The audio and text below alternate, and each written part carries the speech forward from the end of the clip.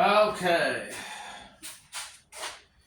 So, this must be part 3. It is part 3 of the spring and spacer part of the TF3 shift improvement kit. Got everything in place. Thought I would take it underneath the car and just show you, and then everybody will see. So let's do that now. Come over here and turn my air on, because we're going to air check that thing, because that's what you should do. And I hear a massive air leak under there already, but it's my hose. Okay. So as you can see, that's a bad shadow, isn't it?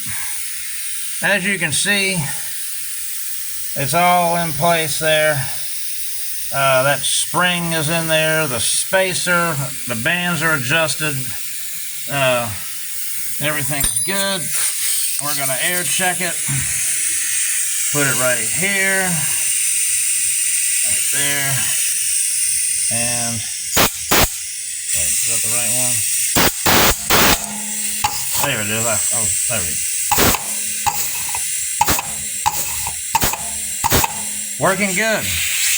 And it's, I adjusted the band, and I'm on the wrong end of the transmission. Let me come around the other side. There we go. And I'll show you where that strut for that rear band is. That's all in place. Okay. Sorry, it's getting all this stuff together here. All right. So the thing you got to do is to get some light on the subject here. All right, see that strut? I can't point to it, but you can see how it works. You see where it goes right there. That's the thing everybody has a hard time with. And some people say you got to pull the tail shaft and pull that pin out and drive out the lever and all that, but you don't have to. You don't have to. My tail shaft's still in the car, all that. Band is adjusted, and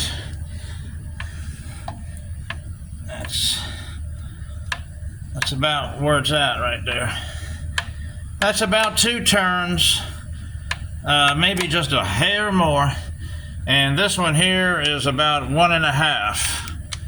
Let's try to get a good angle. It's hard to get well, you can kind of see, okay? You can see what it is. I'm going to fire myself as a cameraman, I tell you. Right there. That's about what you want, though. You want the rear one a little bit looser than the front one. So now I can go ahead and put the valve body back in it. Everything's in place. And everything's working. I got that spring in there, got that spacer and that rear servo. Make sure also that this snap ring here,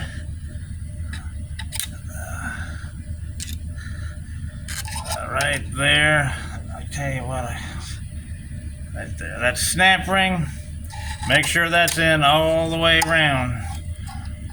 Sure don't want that coming out of there at all.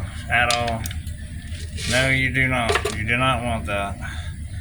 All the way around. If you can see real good, it's in, and I've tested it, and it works. Everything works. So that's it. That should be it.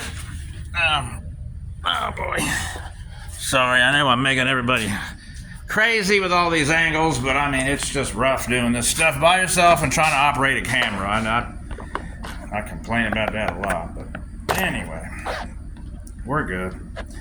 So, that's pretty much it. You don't have to pull the tail housing, but you do have to pull the valve body. You'll probably fiddle with that little strut. I think it fell back on the ground 15 times before I got it up in there, but you'll get it. and when you do, you'll be like, I'm glad I didn't pull the tail housing, pull that lever out of there and that pin and all that. You don't have to do that. I think that's a lot more work. Just fool with it, be patient, you'll get it in the car, TF3. It's always best to do it on the bench. I should have done it. This transmission came into my hands, completely rebuilt stock. I didn't even know if it worked, so we just put it in the car. I did. Put it in the car, take it down the road. But like I say, my buddy Charlie, how you doing, Charlie? He did the valve body for me. We had a halfway idea it might be okay, but we don't know. Without having to do that spring improvement kit, that thing that I just showed you, the servo spring. But it turned out I had Bindup. So that means I'm not pulling the transmission for that. So I got it in there. So I shouldn't have any more Bindup. The next video is going to be that.